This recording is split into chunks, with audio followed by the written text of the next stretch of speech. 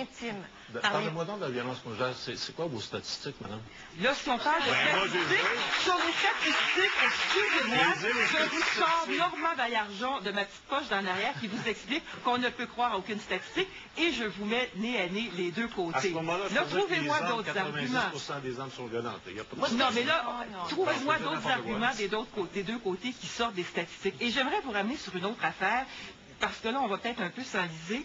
Ce que vous faites comme groupe d'hommes en général, vous êtes un documentariste, mais le travail que vous faites comme documentariste, le travail que vous faites au sein de votre groupe, et je parle des hommes en général qui sont impliqués, qui font un travail comme des femmes documentaristes font aussi un travail sur une cause particulière, est-ce que vous avez l'impression, comme individu ou comme groupe, de faire ce que les féministes ont fait à une certaine époque et continuent à faire? Avez-vous l'impression que c'est la même importance, la même intervention dans la société, ce que vous faites? Est-ce qu'on peut répondre? Bien sûr, je pose la question. D'accord. Non, mais je pose la question. Écoutez, on ne s'apparente pas au même mouvement, mais il est certain qu'il y a un mouvement d'hommes à l'heure actuelle. Et ce mouvement d'hommes, c'est parce qu'on est arrivé au pied du mur. Et ça date pas de maintenant, il y a eu une consultation fédérale provinciale en 99, je pense, et il y a eu des groupes d'hommes qui ont essayé déjà là de s'asseoir à côté de groupes de femmes, et les groupes de femmes ont refusé de s'asseoir là. Après ça, nous avons eu un rapport qui s'appelle le rapport de M. Rondeau, qui est apparu ici au Québec, qui a été commandé par le ministère des Affaires sociales. Et là, ce rapport donne 14 recommandations et il dit exactement ce que moi j'ai dit dans mon documentaire, c'est qu'on manque de services, on manque de ceci, on manque de cela. Et ce rapport Rondeau,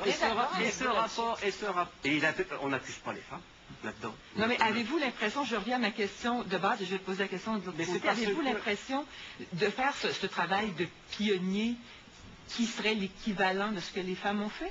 Mais si vous appelez pionnier le fait qu'on veut plus de services et qu'on veut qu'on reconnaisse aux hommes le même droit que les femmes, oui, peut-être, oui.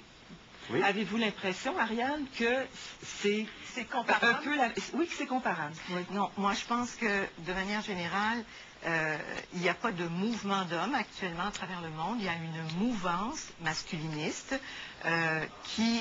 Quelle est la différence? La différence, c'est que c'est des groupes assez petits qui regroupent surtout des pères qui sont persuadés que les cours judiciaires sont véritablement sous la mainmise des femmes et des féministes et que notre société désormais est tellement féminisante que les hommes n'ont plus la possibilité d'exprimer, d'être des hommes. Alors, la preuve est faite que les gars continuent d'être des gars et qu'on s'en réjouit et qu'il n'y a pas de grand complot féministe pour diriger le monde, on s'entend dessus. Si le mouvement des femmes a eu cet impact à travers le monde depuis 30 ou 40 ans, c'est qu'il y avait une vraie discrimination systémique, comme on dit, c'est-à-dire qu'il y avait un système d'établi depuis longtemps, je vous apprends rien, qui faisait en sorte qu'il y avait un sexe qui était supérieur à l'autre et qui avait plus de droits et de responsabilités. Les femmes, depuis 30 ans, ont demandé un partage de l'espace public, plus de liberté d'expression, la possibilité de faire des études et au fond, ont mis en évidence un certain nombre de choses d'attitudes qui leur nuisaient. Des barrages, le plafond de verre, et bien d'autres choses. Encore aujourd'hui, il faut se rappeler que les femmes sont la population la plus pauvre au Québec et au Canada. Tu sais, ce discours-là est toujours en train de nous dire en sous-texte, vous savez, tout est gagné et il faudrait passer à autre chose, il faudrait maintenant s'occuper des hommes. Moi, je trouve qu'il faut les hommes et il faut commencer à se parler les hommes et les femmes. Mais la discussion que nous avons est souvent compliquée et pour avoir eu affaire à des groupes dans des colloques ou des congrès, et je pense que M. Gagnon était là, c'est quelque chose comme forme d'intimidation. Je veux dire, c'est très très fort. Ben voilà. Ça c'est incroyable. C'est incroyable. Alors Madame Penneau, je pense que vous faites allusion au fameux colloque au musée de la civilisation au Québec. J'étais la seule des 4 panélistes qui disait qu'un enfant devrait avoir un père et une mère.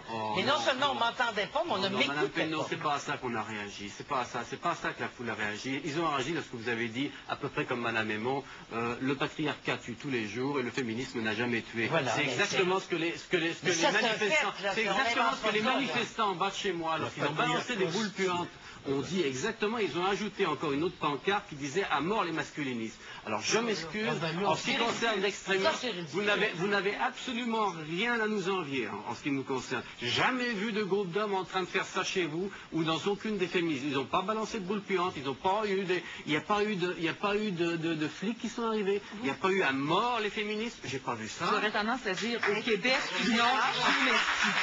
Au Québec, non, Dieu merci. Excusez-moi, quand même, il y a eu des gars qui sont rentrés dans la maison par un Rodac récemment, il y a eu des arrestations de la police et il y a des Le tirs. Conseil du statut de la femme a déposé il y a 3 ans un dossier à la police parce qu'ils n'arrêtaient pas d'être harcelés par les groupes masculinistes. Et le barreau, Alors, du un Québec, instant. et le barreau du Québec est en train de nous apprendre un nouveau mot qui s'appelle la quérulence, parce qu'ils sont épuisés de devoir répondre aux demandes d'un certain nombre de groupes d'hommes qui n'arrivent pas Je vais devoir vous arrêter tous. Le temps est vraiment écoulé.